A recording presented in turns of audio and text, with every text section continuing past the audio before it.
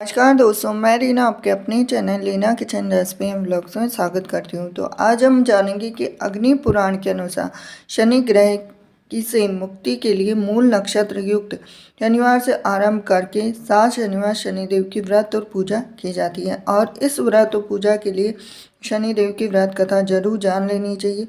तो वो इस प्रकार है। एक समय सभी नवग्रहों सूर्य, चंद्र, मंगल, बुध, बृहस्पति, शुक्र, शनि, राहु और केतु में विवाद छिड़ गया कि इनमें से सबसे बड़ा कौन है। सभी आपस में लड़ने लगे और कोई निर्णय न होने पर देवराज इंद्र के पास निर्णय कराने पहुंचे। इंद्र इससे घबरा गए और इस निर्णय को देने में अपनी असमर्थता जताई, परंतु उन्होंने कहा कि इस समय पृथ्वी पर राजा विक्रमादित्य हैं जो कि अति न्यायप्रिय है, वे ही इसका निर्णय कर सकते हैं। सभी ग्रह एक साथ राजा विक्रमादित्य के पास पहुंचे और अपना विवाद बताया, साथ ही निर्णय के लिए कहा।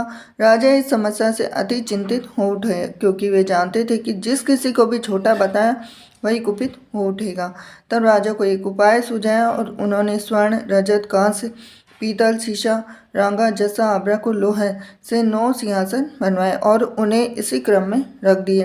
फिर उन सब ने निवेदन किया कि आप सभी अपने अपने आसन पर स्थान ग्रहण करें। जो अंतिम सिंहासन पर बैठेगा वही सबसे छोटा होगा। इस अनुसार लोहा का सिंहासन बनाया सबसे आखिरी में। तो उन्होंने देखा कि शनिदेव सबसे बाद में बैठे तो वही छोटे कहलाए। तो उन्होंने सोचा कि राजा ने यह जानबूझकर किया है। तो उन्होंने कुपित होकर राजा से कहा कि राजा, तू मुझे नहीं जानता। सूर्य एक राशि में 1 महीना, चंद्रमा 2.25 महीने और 2 दिन, मंगल 1.5 महीना, बृहस्पति 13 महीने वह बुध और शुक्र 1-1 महीने विचरण करते हैं, परंतु मैं 2.5 से 7.5 साल तक रहता हूँ। बड़ों बड़ों को मैंने विनाश किया है। श्री राम के 7.5 आने पर उन्हें वनवास हो गया और रावण के आने पर उनकी लंका को बंदरों की सेना से परास्त होना पड़ा। अब तुम सावधान रहना।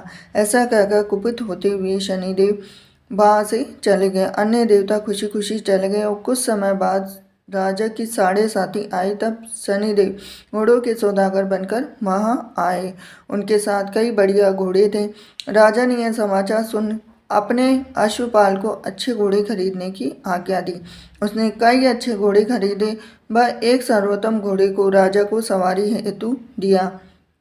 राजा जो ही उस पर बैठा वह घोड़ा सरपट वन की ओर भागा। भीषण वन में पहुंच वह अंतर्ध्यान हो गया और राजा भूखा प्यासा भटकता रहा। तब एक ग्वाले ने उसे पानी पिलाया और राजा ने प्रसन्न होकर उसे अपनी अंगूठी दी और वह अंगूठी देकर राजा नगर को चल दिया और वहां अपना नाम उज्जैन निवासी बीका बताकर वह एक सेठ की दुकान पर उसने जल इत्यादि पिया, कुछ विश्राम भी किया।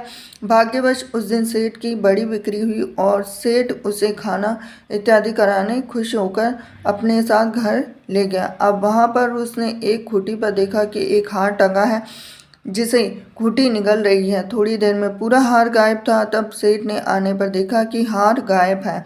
तब उसने समझा कि बीका ने ही उसे चुराया है। उसने बीका को कोतवाल के पास पकड़वा दिया। फिर राजा ने भी उसे चोर समझकर हाथ पैर कटवा दिए। वह चोरंगिया बन गया और नगर के बाहर फिकवा दिया गया। वहां से एक तेली निकल रहा था जिसे दया आई और उसने बीका को अपनी गाड़ी में बिठा लिया। वह अपनी जीभ से बेलों को हाँकने लगा। उस काल राजा की शनि दशा समाप्त हो गई। वर्षा काल आने पर वह मल्हार गाने लगा। तब वह जिस नगर में गया था वहाँ की राजकुमारी मन भावने को वह इतना भाया कि उसने मन ही मन प्रण लिया कि वह राग गाने वाले से ही विवाह करेगी। अब उसने दासी को ढूंढने भेजा तो दासी ने कहा कि वह एक चौरंगिया है, परंतु राजकुमारी नहीं माने। अगले ही दिन उठते ही वह अनशन पर बैठ गई। अब विवाह करेगी तो उसी से करेगी। अब उसे बहुतेरा समझाने पर भी वह न मानी तो राजा ने उस तेली को बुला भेजा और विवाह की तैयारी करने को कहा। फिर उसका विवाह राजकुमारी से हो गया। तब एक दिन सोते हुए स्वप्न में शनिदेव ने राजा से कहा कि राजन, देखा तुमने मुझे छोटा बताकर कितना दुख झेला है। तब राजा ने उससे क्षमा मांगी, प्रार्थना की, बोला, हे शनिदेव, जैसा दुख मुझे दिया है किसी को और को ना दे। शनिदेव मान गए और कहा, मेरी कथा और व्रत करेगा उससे मेरी दशा में कोई दुख ना होगा। जो नित्य मेरा ध्यान करेगा, चींटियों को आटा डालेगा, उसके सारे मनोरथ पूर्ण होंगे। साथ ही राजा को हाथ पैर भी वापस मिले। और प्रातः आँख खुलने पर राजकुमारी ने देखा तो वह आश्चर्यचकित रह गई। बीका ने उसे बताया कि वह उज्जैन का राजा विक्रमादित्य है।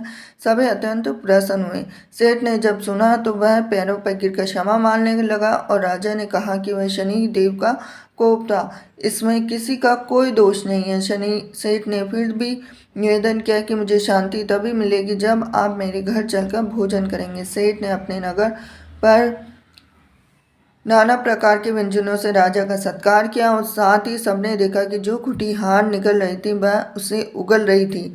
सेठ ने अपनी बेटी का विवाह शिकवरी से पाणी ग्रहण का निवेदन किया तो राजा ने सहर्ष स्वीकार कर लिया। कुछ समय पश्चात राजा और दोनों रानियां मनभावनी और शिकवरी को सभी उपहार सहित लेकर उज्जैन नगरी को चली। वहां पूर्ववासियों ने सीमा पर ही उनका स्वागत किया और सारे नगर में दीपमाला हुई। सबने खुशी मनाई। राजा ने घोषणा की कि मैंने शनिदेव को सबसे छोटा बताया था, जबकि असल में वही सर्वोपरि है।